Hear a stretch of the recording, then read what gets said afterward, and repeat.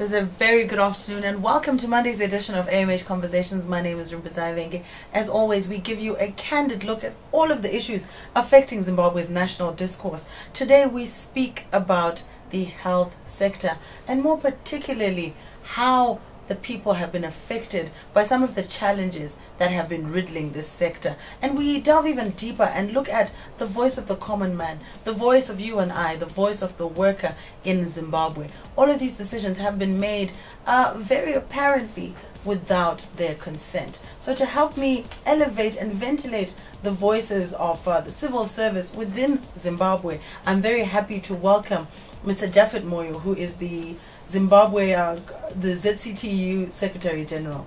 Good afternoon and welcome. Most welcome. Thank you very much for inviting us. Thank you. And I'm also very glad to welcome Mr. George K. Mushipe, who is representing the Civil Service APEX Council, and he's the Secretary for Information and Publicity. Good afternoon and welcome, sir. Good afternoon. Thank you. Excellent. So I suppose we get the ball rolling and we start with you, Mr. Moyo. The issues that we're talking about, it's the health issue, the health industries, the future of Zimbabwe, but particularly looking at the people who are most affected, this being the labor force within Zimbabwe. From your interaction and your involvement with this sector very heavily, and particularly in your mandate as well, how have you been putting forward the message to them, or how have you been receiving some of their complaints, and particularly when they're trying to seek treatment in such a dysfunctional sector at the moment? You are putting it very correctly. In fact, it is a misnomer to say it is a health sector issue. In my view, it is a Zimbabwean issue. What is happening in the health sector affects not the workers, it affects the Zimbabweans. Remember that people who are looking for services are Zimbabweans.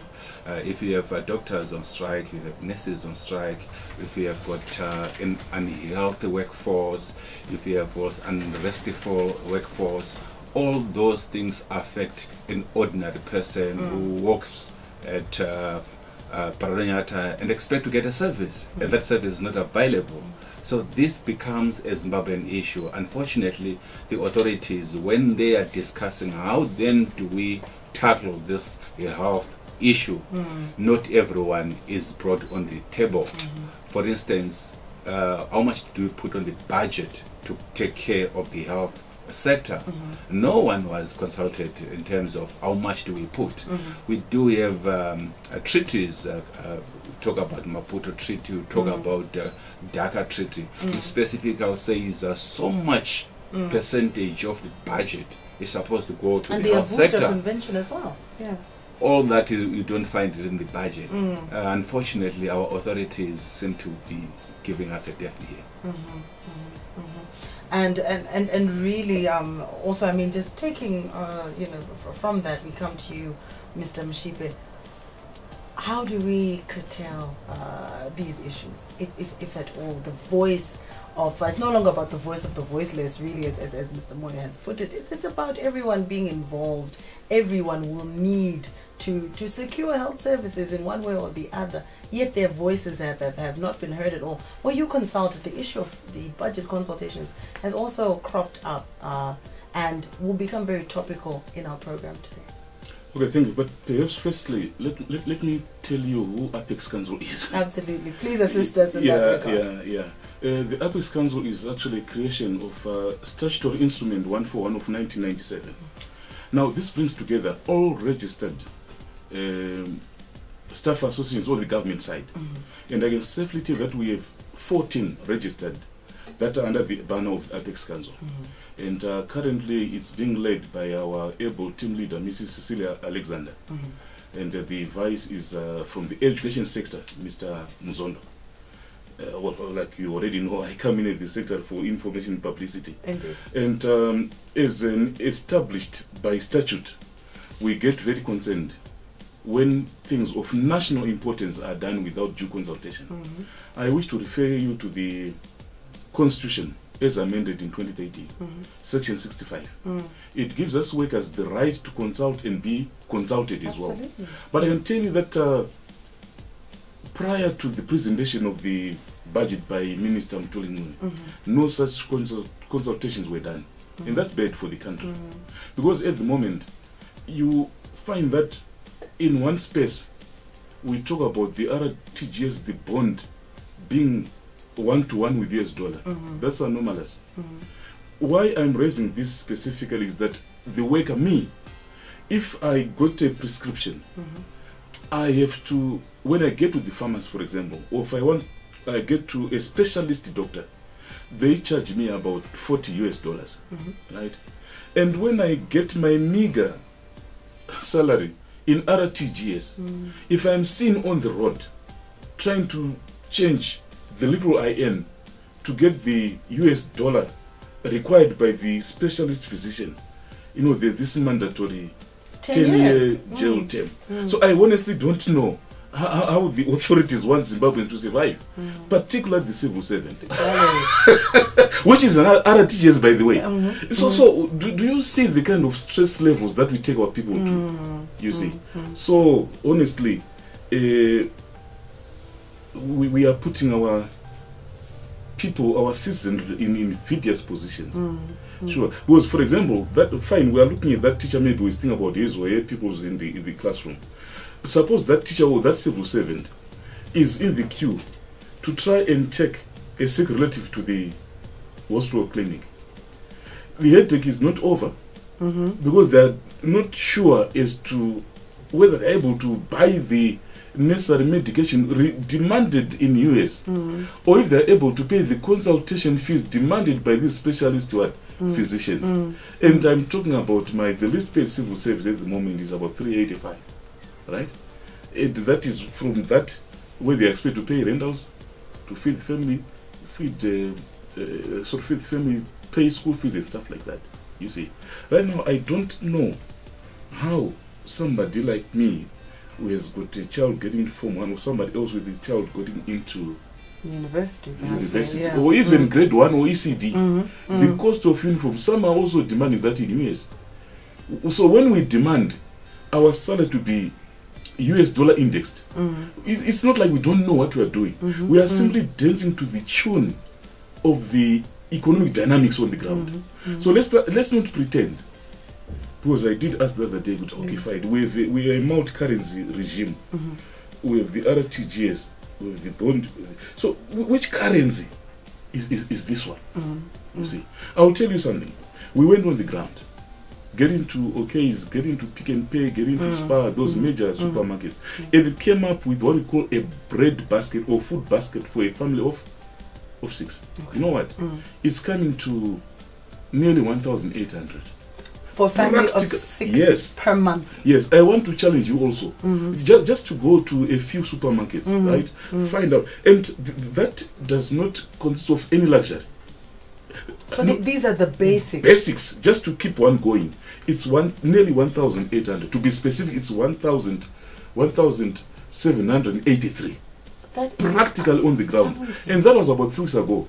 And the madness in this economy, it may actually be revised upwards. So the only way now is to get a US dollar indexed salary, so that it then gets gets stable. So it's like we are not asking for too much. We are not asking for too much. I repeat, because the idea is, if we are then able just to live around the poverty datum line. You know, I have heard some reports which indicate that we are living on less than 35 cents a day. Independent Zimbabwe. What are we saying?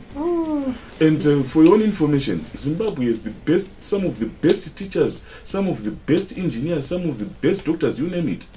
But they are heroes if they are working in South Africa and Australia, you name it. But they should be doing that at home. But then if they are paid in RTGS where they can't make ends meet, what do? They leave the country. You see. So it's very unfortunate for this country to experience that. Yeah. So I think you major people should actually assist and help articulate these issues. We are not mad. We are really being practical on the ground. I gave you an example of the 700 USD fine, traffic fine. And I am a civil servant who the government knows they are paying in RTGS. Where then do they expect me to get that kind of money? If I happen to have a friend who wants to come in and assist, I go to 4th Street. Unfortunately, from where the economy of this country is being run from, I then get the mandatory 10-year jail term. What are we saying to ourselves as Zimbabweans? It's very unfortunate. But I still believe strongly that if there has been due consultative processes, these things may not have been cropping up like this sort of thing. You see. But Mr. Moyo, I mean, obviously, Mr. Mshipa paints what may be a bleak picture, but I think he's being very pragmatic, and so are you, in terms of some of the issues that the common man is facing. 1,783 for the basics for family of 6. I'm still trying to get my head around that. We've talked about the situation that we're in now and how there was a lack of consultation and how perhaps the lack of even support for the workers is aggravating the problem. What do we do now? What sort of solutions can be proffered going forward? Is there a platform perhaps that the Congress of Trade Unions or the Confederation rather can come forward and use perhaps a petition of some sort? And you are both organizations that are created by statute and have a legal background, a legal spine. From that, what sort of action can be taken? Because we've ventilated the problem, we've identified what it is. How can we climb out of this? What is the conversation amongst the workers is that we do have a legal framework for us to continuously knock at the door of the authorities.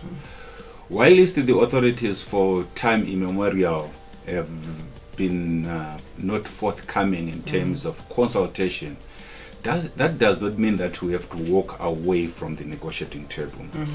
We do have structures like the tripartite negotiating forum. These structures have not been formal. We have been trying to make sure that the TNF becomes a legislated chamber. But I think we can record or can note some positives over the years.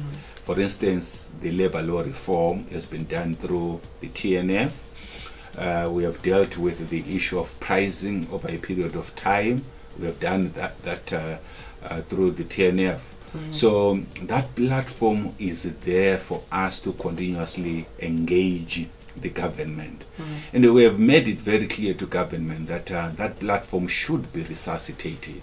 So we have written several letters to the Minister of Labour, because that is our entry point. Fortunately or unfortunately, we are not able to engage the presidium or the president. There is no platform for that. We are not even able to engage the Minister of Finance. The only legal platform which is available is the tripartite negotiating forum, which is informal. Yeah, it's formal. I think the Minister of Labour chairs that platform, but it allows other ministries to come aboard. So we hope that the minister, because we met the minister, gave the minister issues, and the minister promised that he is going to be engaging her colleagues in cabinet. So we are waiting for the minister to come back to us and they say this is the view of her friends or cabinet ministers on the subject matters. These matters relates to the budget itself. How do we speed up the labor law reform? There are other pieces of legislation we want to deal with, the issues to do with export processing zones, corporate governance. Yes, so there are a host of issues we want to engage government on, but I think we are not engaging enough to deal with the issues. So the issues are running ahead of us, or problems are expanding every day, but the extent in which we are engaging, I think the frequency is a bit problematic, or we are not reacting fast enough to arrest the problems. For instance, the fuel problem is now 2 months old. We have not been engaging. We are not sure who are the captains of industry who are engaged, because this country does not have any industry. So what are they captaining? These people, so-called captains of industry.